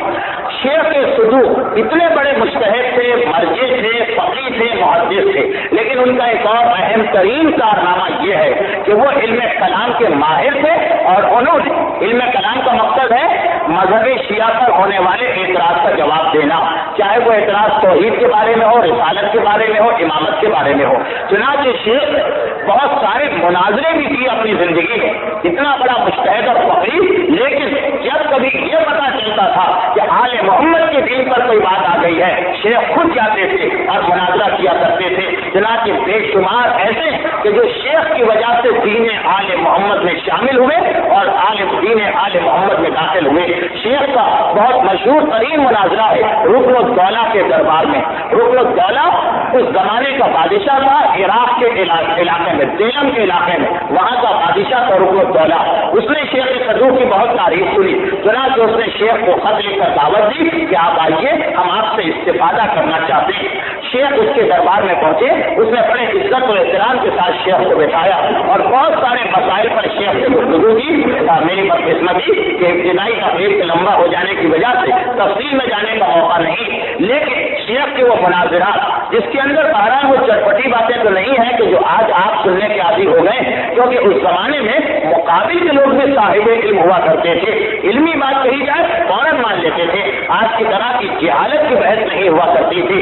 چنانچہ شیخ صدوق جب دربار میں پہنچے اور شیخ صدوق نے جب دربار میں رکن الدولہ سے مناظرہ کیا، خود بادشاہ سے مناظرہ کیا، بادشاہ اتنا قائل ہوا کہ اس نے کہا کہ اگر کہیں حق ہے تو صرف اس دین میں حق ہے، اس کے علاوہ کہیں پہ حق نہیں ہے۔ مثلا جیسے ہی شیخ پہنچے، میں ضمنی طور پر ایک دو باتیں بتا کر گفتگو ختم کروں، جیسے ہی شیخ صدوق پہنچے اور ان کو بٹھایا تو بادشاہ نے پہلا سوال یہ کیا کہ آپ لوگ یعنی شیعہ جو ہیں وہ کچھ لوگوں کو برا بھلا کہا کرتے ہیں اور ان پر طعن و تشریح کیا کرتے ہیں، جبکہ عام مسلمانوں کا یہ خیال ہے کہ اس طرح کسی کے اوپر طعن کرنے کی ضرورت نہیں ہے، اس طرح کسی پر اعتراض کرنے کی ضرورت نہیں، تو آخر آپ لوگ یہ اعتراض کیوں کرتے ہیں؟ شیخ صدوق نے وہی جواب دیا جو آج کل ہمارے ذاکرین دہرایا کرتے ہیں، لیکن یہ شیخ صدوق کی زبان سے پہلی مرتبہ نکلا تھا۔ کہا اے رکن الدولہ، تجھے خدا کا طریقہ اور خدا کی سنت معلوم ہے کہ خدا اس وقت تک کسی چیز کو قبول نہیں کرتا جب تک کہ اس کی ضد کی نفی نہ کی جائے، جب تک کہ تو تمام جھوٹے خدا کو برا بھلا نہ کہے، اس وقت تک اگر تو سچے خدا کو مانے گی تو خدا اس دعوے کو قبول نہیں کرتا، پہلے لا الہ کہنا پڑتا ہے تمام جھوٹے خدا کو۔ اسی طرح اگر کوئی رسول کی رسالت کو مان لے تو وہ کبھی بھی رسول کی رسالت کا قائل نہیں سمجھا جائے گا جب تک کہ سارے جھوٹے نبیوں کا انکار نہ کرے، جیسے سجا ہے، مسلمہ کذاب ہے، عیسیٰ اسود ہے، جب تک کہ سارے جھوٹے نبیوں کو انکار نہ کرے اس وقت تک کبھی بھی رسول کی رسالت کو مان لینے سے وہ مسلمان نہیں بنے گا۔ اسی طریقے سے اگر کوئی امام کو مانے تو اس وقت تک وہ امام کو مان نہیں سکتا جب تک کہ ان سارے لوگوں کا انکار نہ کرے جو امام کی جگہ آ کر بیٹھ گئے اور جنہوں نے امام کے حق کو غصب کیا۔ رکن الدولہ نے فوراً اعتراض کر دیا کہ آپ کے خیال میں جو لوگ امام کی جگہ آ کر بیٹھے ان کے بارے میں آپ کا کیا نظریہ ہے، ان کے بارے میں آپ کا کیا اصول ہے؟ شیخ صدوق نے اس کا جواب دیا سورہ براءت کے لے جانے سے، اور کہا کہ وہ واقعہ یاد کرو کہ جب پیغمبر نے ایک آدمی کو سورہ توبہ دے کر بھیجا کہ جا کر مکے والوں کے سامنے تبلیغ کرو، ادھر وہ چلا اور ادھر جبرائیل آئے اور آ کر ایک مرتبہ پیغمبر اسلام سے کہا کہ اللہ نے یہ حکم سنایا ہے کہ اس سورے کو نہیں پہنچا سکتا الا انت، یا آپ پہنچائے اور رجل منکا، یا وہ پہنچائے کہ جو آپ میں سے ہو۔ تو شیخ نے کہا کہ خدا جب کسی کے بارے میں اتنا اطمینان نہ رکھے کہ ایک سورے کی تبلیغ کے لیے خدا اسے بھیجے تو پورے دین اور پورے قرآن کی تبلیغ کے لیے کیسے اسے مقرر کر سکتا ہے؟ رکن الدولہ کی سمجھ میں بات آ گئی، کہا کہ ہاں یہ تو تو نے بالکل صحیح کہا۔ رکن الدولہ کا ایک درباری کھڑا ہو گیا، بہت تفصیل ہے اس مناظرے کی، میں نے تو بہت مختصر کر کے بیان کیا ہے اس لیے کہ میں اس وقت ماحول کو مناسب نہیں سمجھتا، وقت بھی اتنا بڑا مسئلہ نہیں، ماحول کو مناسب نہیں سمجھتا کہ اس مسئلے کو میں اس مناظرے کو تفصیل سے بیان کروں۔ بس اتنی سی بات کہ آخر میں ایک مرتبہ رکن الدولہ کا ایک درباری کھڑا ہو گیا، جب رکن الدولہ نے پوری بات مان لی اور کہا کہ اگر حق ہے تو تیرا دین، ایک مرتبہ ایک درباری کھڑا ہو گیا اور کھڑا ہونے کے بعد کہا کہ اے شیخ اتنا اور بتا دیجیے کہ رسول کی روایت ہے لا تجمعوا امتی علی خطائن، میری امت کبھی غلطی پر جمع نہیں ہو سکتی ہے، تو اس کا مقصد یہ کہ امت اگر کسی آدمی پر جمع ہو گئی تو وہ آدمی بالکل صحیح ہوگا۔ شیخ نے ایک مرتبہ اس اعتراض کا بھی جواب دیا اور کہا کہ پیغمبر نے یہ نہیں کہا کہ میری پوری امت، بلکہ کہا کہ میری امت غلطی پر جمع نہیں ہو سکتی، اور امت وہ لفظ ہے جو صرف 3 آدمیوں پر بھی بولا جا سکتا ہے، بلکہ قرآن نے تو اتنا کہا کانا ابراہیم امتن، ابراہیم ایک امت تھی، تو قرآن کی نگاہ میں تو ایک آدمی بھی امت ہے۔ تو اب شیخ کہتے ہیں کہ اگر اگر یہ حدیث صحیح بھی ہو، اول تو یہی نہیں مانتے، اگر صحیح بھی ہو تب بھی 3 آدمی یا کسی ایک آدمی کے بارے میں پیغمبر کہہ رہے کہ وہ کبھی غلطی پر جمع نہیں ہو سکتا، اور یقیناً یہ آل محمد اور ان کے پیروکاروں کا تذکرہ ہے۔ اور پھر شیخ نے رکن الدولہ کو دیکھا اور کہا کہ بس ایک بات آپ بتا دیجیے، آپ کے خیال میں اگر ہمارے سامنے 2 راستے ہوں، یا رسول کو ہم غلط مانیں یا امت کو ہم غلط مانیں، تو آپ کسے اختیار کریں گے؟ رسول کو غلط سمجھیں گے یا امت کو غلط سمجھیں گے؟ رکن الدولہ نے کہا کہ یقیناً ہم امت کو غلط سمجھیں گے، رسول کو تو غلط مان ہی نہیں سکتے۔ تو شیخ پر اتنی سی بات کہتے ہیں کہ اتنا بتا دیجیے کہ اگر جیسا کہ لوگ کہا کرتے ہیں کہ رسول نے اپنے بعد کسی کو جانشین نہیں بنایا، اگر یہ بات صحیح ہو، یعنی ہم تو نہیں مانتے، ہم تو کہتے ہیں بنایا، لیکن لوگ کہتے ہیں کہ رسول نے کسی کو نہیں بنایا اور امت نے مل کر کسی کو بنا لیا۔ اب اگر جانشین بنانا ضروری تھا، اگر جانشین بنانا ضروری تھا اور رسول نے نہیں بنایا تو یہ رسول نے غلطی کی، اور اگر جانشین بنانا ضروری نہیں تھا اور امت نے بنایا تو امت نے غلطی کی ہے۔ تو یا تو یہ مانے کہ رسول غلطی پر تھے کہ ان کو بنانا تھا، انہوں نے نہیں بنایا، یا اسے مانے کہ نہیں امت غلطی پر تھی کہ کسی جانشین کی ضرورت نہیں تھی لیکن امت نے بنا ڈالا۔ رکن الدولہ نے کہا کہ رسول کی غلطی تو ممکن نہیں، یقیناً امت غلطی پر تھی۔ شیخ نے کہا کہ بس یہی چیز ہے جو ہم بھی کہہ رہے ہیں کہ امت غلطی پر تھی۔ تم کہہ رہے تھے کہ دیکھو امت خطا پر جمع نہیں ہو سکتی، اگر امت سے مراد پوری امت ہو تو خود رکن الدولہ نے اقرار کر لیا کہ امت غلطی پر تھی۔ تو غلط یہ کہ شیخ کے اس مناظرے کے بعد سے حالات بدلے اور آل محمد کے ماننے والوں کے لیے حالات بہت سازگار ہو گئے۔ رکن الدولہ کے دل میں مذہب حقہ کی محبت پیدا ہو گئی۔ تو شیخ کا یہ بھی ایک عظیم کارنامہ ہے جو افسوس وقت کی کمی کی وجہ سے ادھورا رہا جا رہا ہے۔ انشاءاللہ پھر موقع ملا اور حالات یہ نہ ہوئے جو اس وقت ہیں تو تفصیل سے یہ مناظرہ بیان کروں گا، لیکن تھوڑی سی باتوں سے آپ کو اندازہ ہو گیا ہوگا کہ کس انداز میں شیخ نے مذہب حقہ کی تبلیغ کی اور کس انداز میں شیخ نے ثابت کیا کہ ایک مجتہد صرف فقہی مسائل ہی نہیں جانتا بلکہ مذہب کی تبلیغ کے لیے اس سے بہتر کوئی شخص ہو نہیں سکتا ہے، اور اپنی پوری زندگی آل محمد کے مذہب کی خدمت کر کے 381 ہجری میں شیخ صدوق کا انتقال ہو گیا اور انہیں امام زادہ شاہ عبد العظیم کے روضے کے قریب دفن کیا گیا، اسی رے میں جہاں آج تک ان کی قبر موجود ہے۔ ان کی قبر پر فتح علی قاچار نے ایک بڑا روضہ بنایا اور گنبد تعمیر کرایا۔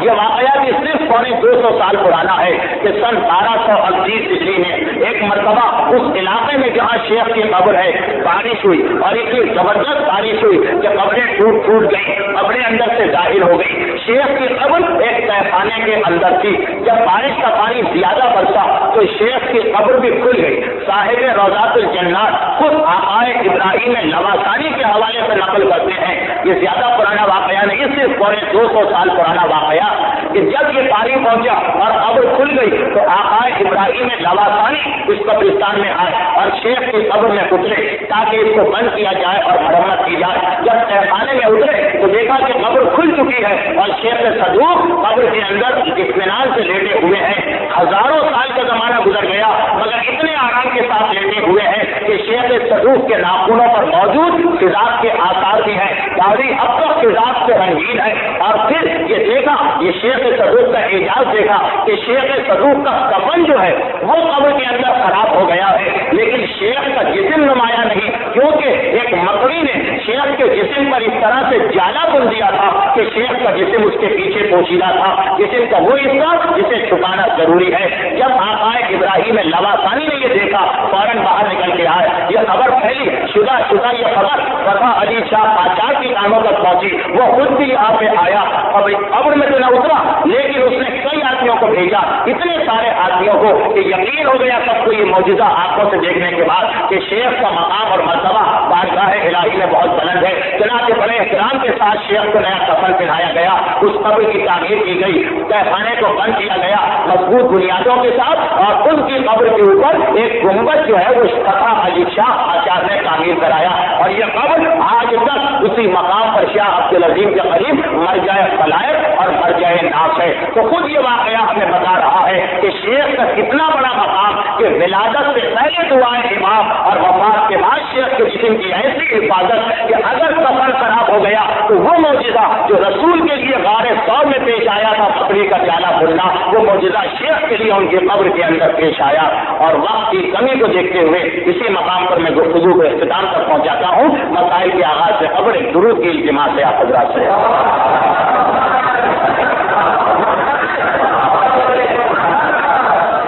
शेख सदूक के बाद इंशाअल्लाह शेख मुफीद के हालात आएंगे और शेख मुफीद के हालात बहुत दिलचस्प हैं। अगरचे शेख सदूक के हालात भी काफी तफसीली थे और वाकयाती थे, मगर शेख मुफीद के ज़माने से क्योंकि तारीख लिखी जाने लगी इसलिए उनके काफ़ी हालात तहरीर शुदा हमको मिल गए। तो तफसील इंशाअल्लाह आइंदा मंगल को होगी। और जैसा कि मैंने गुज़श्ता तकरीर में कहा था कि घंटा 1.5 घंटे का मसला है, लेकिन कम अज़ कम एक तकरीर और आप 1.5 घंटे की बर्दाश्त करें, क्योंकि शेख मुफीद के हालात वाक़ान बहुत ज़्यादा तफसीली हालात हैं। मसाइल फ़िक़्ह में मैंने गुज़श्ता तकरीर में एक मसला बताया था, बैंक का मसला, कि बैंक में पैसा रखने का मसला। और मैंने अर्ज़ किया था कि बैंक के मसले के 3 हिस्से हैं। एक है पैसा रखने का मसला, कुछ लोगों को ये मसला पेश आता है। एक है बैंक से कर्जा लेने का मसला, कारोबार के लिए, मकान के लिए, किसी और काम के लिए। और एक है बैंक में मुलाजिमत का मसला। और ये तीनों मसले बिल्कुल अलग अलग हैं, इन्हें आपस में मिलाने की कोशिश न करें। यानी फर्ज कीजिए अगर एक चीज हलाल हो गई तो इसका मकसद ये नहीं कि बाकी 2 चीजें भी हलाल है, उनका मसला अलग है। या एक हराम हो गई कोई चीज तो इसका मकसद ये नहीं कि बाकी सब की चीजें हराम है, सबका अलग अलग हुक्म है। और इनमें से पहली चीज का हुक्म मैंने बयान किया था कि बैंक में पैसा रखने का क्या हुक्म है। क्योंकि मसाइल का वक्त आज घटकर 13 मिनट रह गया है, इसलिए इतना ही वक्त लिया जाएगा। वक्त के अंदर कोई ज्यादती नहीं होगी। इंशाअल्लाह 1 घंटे और 30 मिनट के ये गुफ्तगू इख्तिताम को पहुंच जाएगी। तो बैंक में पैसा रखने का हुक्म मैंने बता दिया और इसकी माजरत कर ली कि बैंक की मुलाजिमत का हुक्म मैं नहीं बताऊंगा, बहुत तफसीली हुक्म है। और बेहतर यह है कि मुस्तहिक के वकील से आमने सामने मेज पर बैठकर बातचीत कर ली जाए, क्योंकि कुछ शोबों में जायज़ है, कुछ में हराम है, उसकी तफसील बयान करना बात को बहुत उलझा देता है। अब बची तीसरी चीज बैंक से कर्जा लेने का मसला। और जैसा कि मैंने कहा कि बैंक के कर्जे के मसले में ज़िमनी तौर पर हुकूमत से कर्जा लेने का मसला भी आ जाएगा, जैसे हाउस बिल्डिंग का कर्जा है, और हुकूमत की मुख्तलिफ स्कीमों में पैसा इन्वेस्ट करने का मसला भी आ जाएगा। ये डिफेंस सेविंग सर्टिफिकेट है या NIT के यूनिट हैं या दूसरी चीजें। लेकिन इस मसले पर गुफ्तगू से कबल एक बहुत अहम मसला है कि जो मैं आज बयान करना चाहता हूँ। और क्योंकि आज से वो तकरीर है कि जब लोगों का मसला कम होना शुरू होगा, इसलिए मैं चाहता हूँ कि ये मसला आज ही आ जाए। वो मसला ये है कि गुज़श्ता तकरीर में एक बात गुजरी कि मजहूल मालिक, मजहूल माने अननोन, मालिक माने मालिक, हर वो चीज जिसका मालिक पता न हो, मजहूल मजहूल जिसका मालिक पता न हो, हर ऐसा पैसा, हर ऐसी जायदाद, हर ऐसी जमीन, हर ऐसी चीज जिसका मालिक पता न हो, उसका मालिक होता है इमाम। और इमाम की गैबत में नाइब इमाम। और नाइब इमाम का एक लक़ब इसीलिए है वली फ़क़ीह। फ़क़ीह माने मुज्तहिद, वली माने सरपरस्त, जो पूरी उम्मत का सरपरस्त है। उम्मत के अंदर जितने किस्म के मसाइल पैदा होते हैं जिसमें इख्तिलाफ की गुंजाइश है, थोड़ा सा इख्तिलाफ हो सकता है। एक पैसे का मालिक नहीं पता, एक आदमी कहेगा मेरा है, दूसरा कहेगा मेरा। जमीन का मालिक नहीं पता, हर आदमी कब्जा करना चाहेगा। एक आदमी मर गया, उसकी जायदाद को छोड़कर गया है, उसका कोई वारिस जिंदा नहीं, हर आदमी कब्जा करना चाहेगा। तो हर ऐसी चीज जिसके अंदर लोगों में इख्तिलाफ पैदा होने की गुंजाइश है, उसका इख्तियार मुज्तहिद के हाथ में है। इसलिए मुज्तहिद का एक लक़ब वली भी है, वली फ़क़ीह। हकीकी वली तो इमाम है, लेकिन मुज्तहिद उनकी गैर मौजूदगी में वली कहलाता है, वली फ़क़ीह। चुनांचे इन्हीं इख्तियारात में से एक इख्तियार ये भी है कि बाद हालतों में औरत को तलाक दे देता है मुज्तहिद, जबकि शौहर राज़ी नहीं होता है। तलाक का हक सिर्फ मर्द को हासिल, मर्द चाहे तो औरत को तलाक दे, औरत जो है वो तलाक नहीं ले सकती है अपनी मर्जी। लेकिन अगर कभी ऐसे हालात हो कि हंगामे और इख्तिलाफ की बुनियाद है, मर्द मसलन मारता पीटता है औरत को, जो फेले हराम है, खाने पीने में तंगी करता है, जो फेले हराम है, तो इन तमाम मामलात में मुज्तहिद बहैसियत सरपरस्त खुद से कहता कि मैं तलाक का सिगा जारी करता हूँ, और वो तलाक बिल्कुल वाक़ई हो जाती है। तो अर्ज़ ये कि इख्तिलाफी मसाइल में हर चीज کا اختیار مجتہد کے ہاتھ میں ہے وہ کہلاتا ہے ولی، اور مجتہد کے انہی اختیارات کا نام ہے ولایت فقیہ۔ مجتہد کی ولایت، مجتہد کے اختیارات، مجتہد کی حکومت، مجتہد کی سرپرستی۔ چنانچہ اگر کبھی کسی مجتہد کو اس کا موقع مل جائے کہ اس کے ہاتھ میں کسی مملکت کا نظام آ رہا ہو تو اس کے لیے واجب ہے کہ وہ اس مملکت کو اپنے ہاتھ میں لے کر نظام اسلام کو یا آل محمد کے فقہ کو وہاں نافذ کرے۔ یہ اس پر واجب ہے، یہ اس کا فریضہ۔ جیسے آج کل ایران میں ہمارے سامنے مشاہدات ہیں کہ ایران کی حکومت کے اندر یہ دیکھا گیا، یہ تحریک اور انقلاب کے بعد دیکھا گیا کہ عام طور پر لوگوں کو بالکل کوئی آئیڈیا ہی نہیں ہے کہ ایران کی حکومت میں اور باقی دنیا کی حکومتوں میں کیا فرق ہے فقہ کے اعتبار سے۔ باقی تو سارے معجزے اپنے مقام پر آپ سنتے رہتے ہیں، فقہی اعتبار سے بھی فرق ہو گیا، یعنی باقی دنیا میں آپ جس طرح رہیں گے اب اس طرح ایران میں نہیں رہ سکتے، کیونکہ ایران میں حکومت آ گئی ہے مجتہد کے ہاتھ میں، اور وہاں پہ مجتہد اپنے اختیارات کو استعمال کر رہا ہے۔ ان اختیارات کے مجموعے کا نام ہے ولایت فقیہ۔ اور ولایت فقیہ کا ایک بنیادی مسئلہ یہ کہ مجتہد جو بھی حکم دے دے، جو بھی حکم دے دے، اب اس حکم کا ماننا واجب ہو جاتا ہے، پہلی چیز۔ دوسری چیز، ہر ایسا کام کرنا حرام ہو جاتا ہے جو اسلامی حکومت کو نقصان پہنچائے۔ اسلامی حکومت سے ہماری مراد صرف وہ حکومت ہے جسے مجتہد چلا رہا ہو، بس، اس کے علاوہ کوئی حکومت اسلامی نہیں۔ تو اب دو چیزیں، پہلی چیز مجتہد کے ہر حکم کو ماننا واجب ہے، یعنی ہم یہ نہیں کہہ سکتے کہ یہ کیسے واجب ہو گیا، نہ خدا نے کہا نہ رسول نے کہا۔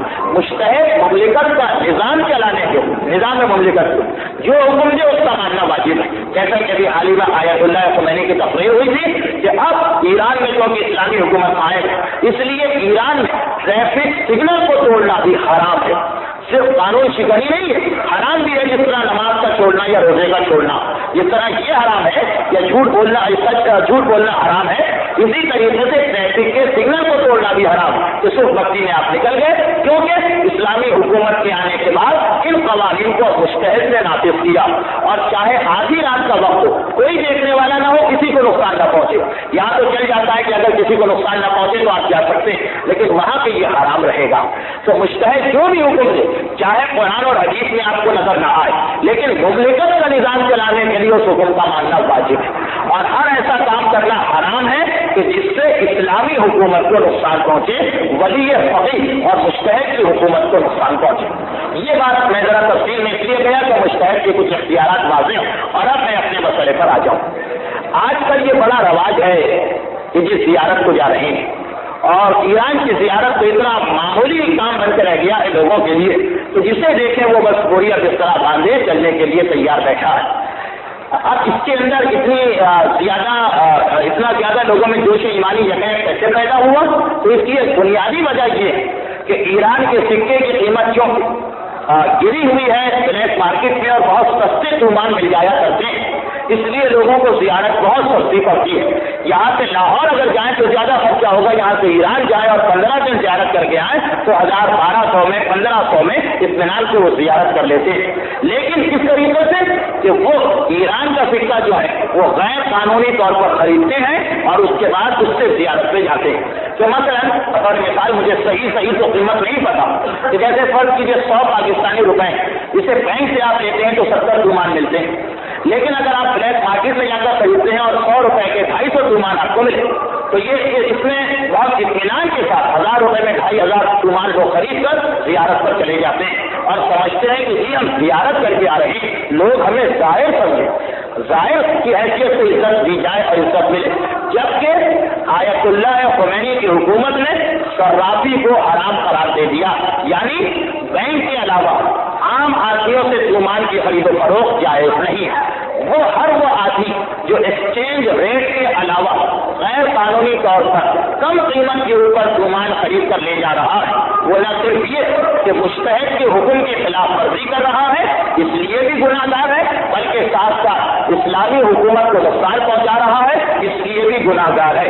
ایسے لوگ کیونکہ بہرحال کچھ ایسے بھی ہیں جو واقعاً صحیح طریقے سے زیارت کر رہے ہیں، ان کے لیے تو وہ تمام اجر و ثواب ہے جو زائرین کے لیے ہے، لیکن ایسے لوگ جو اس طرح غیر قانونی طور پر ایران کا سکہ خرید کر حکومت ایران کو نقصان پہنچا رہے ہیں، مجتہد کی حکومت کو نقصان پہنچا رہے ہیں، اور اس دشمنان اسلام کی صفوں میں شانہ بشانہ کھڑے جن کا ایک ہی مقصد ہے کسی طرح اس حکومت کو ناکام بنایا جائے، یہ لوگ اگر زیارت پر جاتے ہیں تو یہ زیارت ان کے لیے فعل حرام اور باعث گناہ۔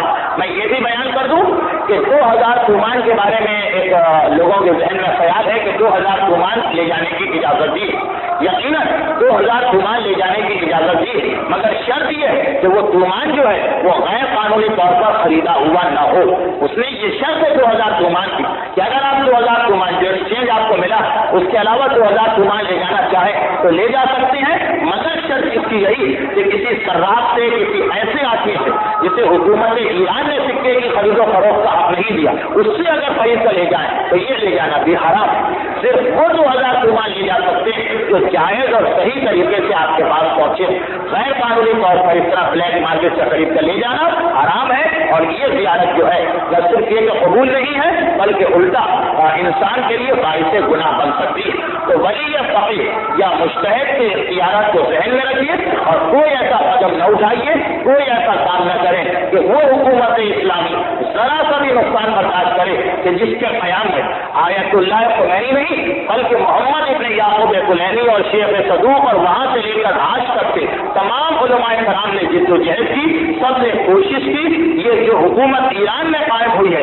یہ فرد واحد سے نہیں، 1400 سال کی ہماری تاریخ کے جتنے مجتہدین ہیں ان کی کوششوں کا مشترکہ نتیجہ ہے آپ کے سامنے، اور جس نے اسے نقصان پہنچایا اس نے تمام مجتہدین کی ان کوششوں کو بلکہ معصوم ایمان کے مقصد کو ختم کرنا چاہا۔ تو ایسا نہ ہو کہ نادانستگی میں یا دنیا کے لالچ میں جلدی میں ہم سے کوئی ایسی غلطی ہو جائے کہ بعد میں اس کے ازالہ کرنے کا وقت بھی ہمارے پاس نہ رہے۔ اب یہ مسئلہ ہو گیا، وقت پورا ہو گیا، اگرچہ آدھا منٹ ہے لیکن اتنا کافی ہے۔ انشاءاللہ آئندہ بینک سے قرضے کا مسئلہ میں لے کر اس مسئلے کو مکمل کر دوں گا۔ خداوندہ ہمیں محمد والے محمد کی طرح زندگی گزارنے کا موقع عطا فرما اور محمد والے محمد کی طرح ہمیں موت دے، اور خداوندہ امام زمانہ کے ظہور میں تعظیم فرما۔ ربنا تقبل منا انک انت السمیع العلیم۔